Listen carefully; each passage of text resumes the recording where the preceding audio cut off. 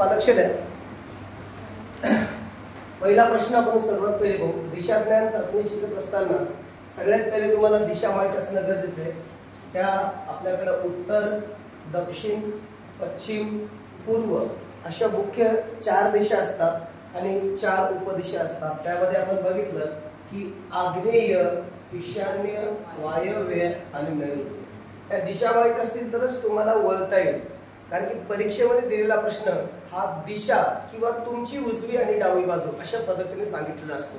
आणि तुम्हाला जर हा प्रश्न सोडवायचा असेल तर तुम्हाला याची डायग्राम काढणं फार महत्त्वाचं आहे. आणि डायग्राम काढत असताना आपल्याला दिशा आपल्या रजिस्टरवर एका कोणत्यामध्ये किंवा परीक्षेत जर गेला तर पेपरवर सुद्धा तुम्ही अशा दिशा तुम्ही काढू शकता. लक्षात आलं. आणि दिशा काढून घेतल्याशिवाय जसं तुम्हाला सांकेतिक लिपी, परस्पर संबंध किंवा एबीसीडी वर आधारित असणारे जे प्रश्न असतात ते सोडवण्यासाठी आपल्याला काय काढावं लागते, एबीसीडी काढावं लागते. आणि ती तुमच्या पेपरवर रफ पेजवर तुम्ही काढू शकता. ती कोणत्याही प्रकारची कॉपी ग्राह्य धरली जात नाही. घरात राहू द्या. ठीक आहे. सो आता पहिला प्रश्न पाहूया. पहिल्या प्रश्नाचं उत्तर पाहत असताना बघू आता. काय म्हणतो, उत्तरेकडे तोंड करून उभा असणारा रमेश, उत्तरेकडे तोंड करून उभा असणारा रमेश प्रथम 90 अंशात उजवीकडे वळाला. प्रथम 90 अंशात उजवीकडे वळाला म्हणजे हा रमेश असा होता, इकडे तोंड करून होता. समजा उदाहरणार्थ तो उत्तरेकडे तोंड करून होता, प्रथम 90 अंशात उजवीकडे वळाला म्हणजे तो असा आला. किती झालं हे, 90 अंश.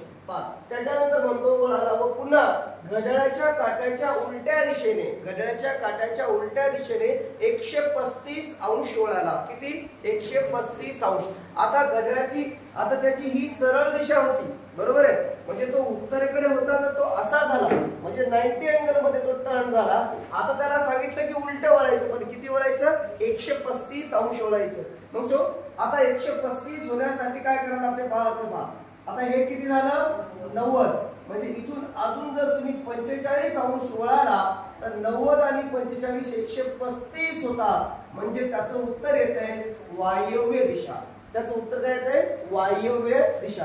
का, सरळ उत्तरेला होता 90 आला आणि उलटा किती गेला, 135 गेला, म्हणून त्याचं ते उत्तर येते. ठीक आहे. सो आता सेकंड वाला क्वेश्चन पाहू आपण. पहा, रुपेश काय म्हणतो, रुपेश उत्तरेस 4 किमी गेला. समजा हे रुपेशचं ठिकाण, मूळ ठिकाण रुपेशचं, उत्तरेला किती गेला, 4. मग तो इथं उत्तरेला 4 गेला. आपण त्याला 4 घातलं. ठीक आहे. मग बघा, नंतर उजवीकडे वळून 3 किमी गेला.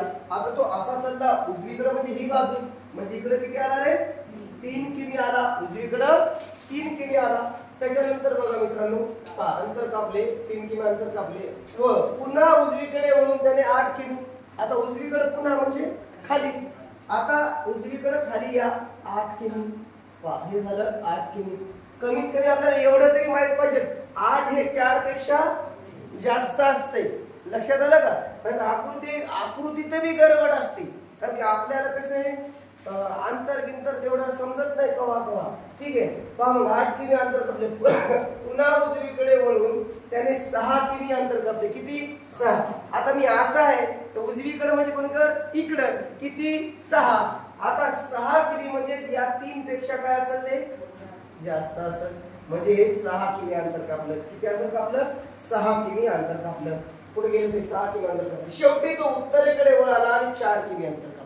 किती कापलं, 4.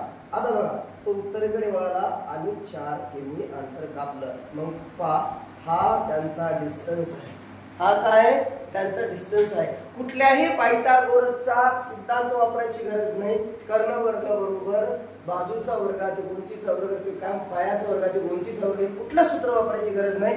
डायरेक्ट आन्सर निघलेला आहे. कसं निघलं, पहा, इथून इकडं पण 4 आहे, इथून इकडं पण 4 आहे, इकडलं सेम डिस्टन्स 8 आहे, म्हणजे इकडलं पण किती असेल, 8. म्हणून त्याचं आन्सर येते. पहा आता हे पूर्ण किती आहे, 6. हे किती आहे, 3. म्हणजे हे पण किती असेल, 3. म्हणजे उत्तर किती आलं, 3 किमी.